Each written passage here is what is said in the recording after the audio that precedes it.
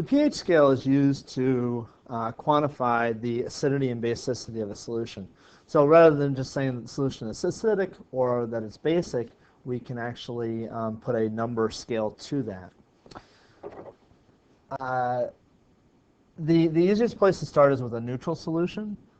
So we know that concentration-wise, because of the autoionization of water, that if a solution is neutral, that means the H3O plus concentration is equal to the OH minus concentration, or the hydronium ion concentration is equal to the hydroxide ion concentration, which would be equal to 1 times 10 to the minus 7th due to the Kw, the constant for that product, having to be 1 times 10 to the minus 14th at 25 degrees Celsius. Okay. So the scale that we have for this is called the pH scale. And what we're going to do to determine the pH scale is P just means take the log of something. And so we're going to take what's called the negative log of the hydronium ion concentration to get the pH. So the pH is equal to the negative log in the base 10 of the hydronium ion concentration. And so for a neutral solution, we have negative log of 1 times 10 to the minus 7th.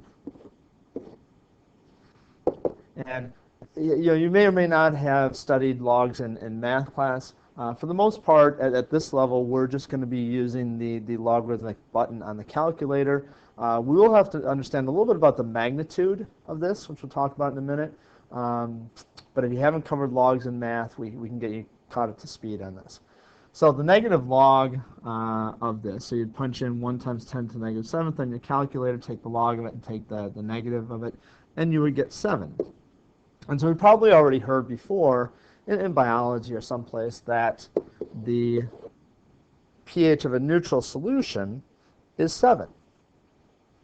Okay. Well, what happens if we go to something that's acidic? So let's go to an acidic solution. Well, if we have an acidic solution, that means that the H plus concentration has to be greater than the OH minus concentration, or the hydronium ion concentration has to be greater. So let's just come up with a value. So let's say that the hydronium ion concentration is equal to 1 times 10 to the minus 3rd. And I'm intentionally kind of choosing easy numbers for taking the logs up. But again, using your calculator, you'll just want to make sure you can punch the numbers in and get the correct values. The pH value then of this would be equal to the negative log of 1 times 10 to the minus 3rd. And again, when you punch that in your calculator, you'll get 3.00. So you can see that if we make it more acidic, by increasing the concentration of the hydronium ion, the pH is going to get lower. It's going to be below 7. I guess one thing we want to just kind of quickly point out, the reason the concentration of hydronium ion is greater is because if we look at the exponents here on the concentration, 10 to the minus 7th is going to be smaller than 10 to the minus 3rd, just so we kind of realize that. All right, so what happens if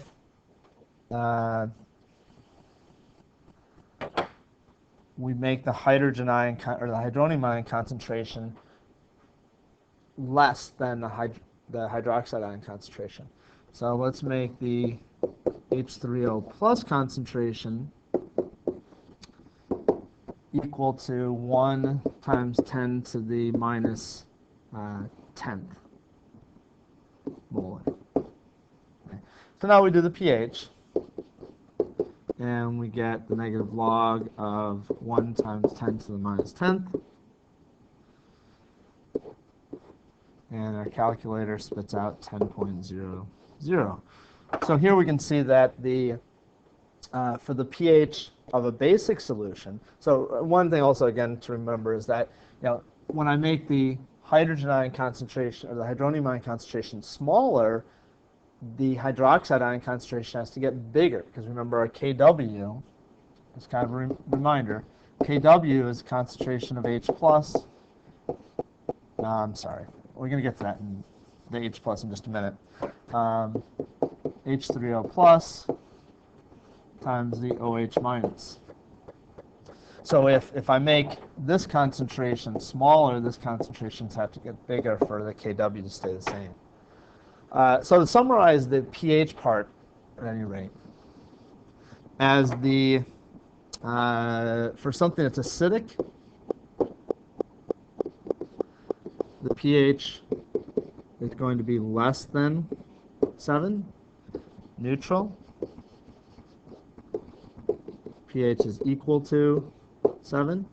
And basic, the pH is equal to, I'm sorry, pH is greater than 7. Now we can also determine the pOH. And the pOH would just be the negative log of the OH minus concentration. So if you happen to have the OH minus concentration, that formula might be handy for doing that. If we kind of combine the ideas here, so if we combine that formula there, the pH formula, as well as this formula here, we get another little relationship that shows up here, which is that and it's actually taking this equation here. If I do the pKw, so if I take the negative log of the Kw, that's going to be equal to the pH plus the pOH. And so the pKw is equal to 14. And again, the pH then would have to be equal to, pH plus pOH have to equal to 14. So if your pH, for instance, were 4, your pOH would have to be 10. So it's another kind of, helpful relationship that would help you do some calculations. Last thing in this video I'd like to go over that I keep kind of stumbling over is this H3O plus thing. Let's get another page up here. Remember when we did the auto-ionization, or let's just look at like an acid reaction with water. So if I take HCl plus water, I would form H3O plus OH, plus Cl minus. Okay. Now, this is what happens. Remember we talked about the hydrogen ion being in solution, and it's going to be basically attracted to that water molecule and make that hydronium ion, the H3O plus.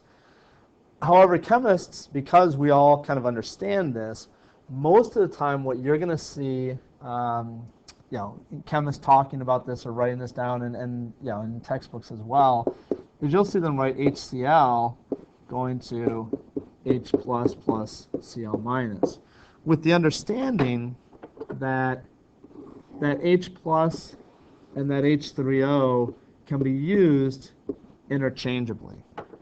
Again, what this does is it kind of shortens the writing that chemists have to do, which is okay as long as we understand that these two equations are interchangeable, that there's no such thing as a hydrogen ion, a proton floating around in solution. It's always going to be in the form of a hydronium ion. So just something to be aware of that you'll run into when you look at this in the book, or you'll see other people writing it down. And quite frankly, as I kind of continue on with this, I'll stop using the hydronium ion as well. With the understanding that you can equate the two equations here. So if you have any questions about this, just make sure you ask a friend, stop by and see me for extra help, and I can kind of explain it to you further.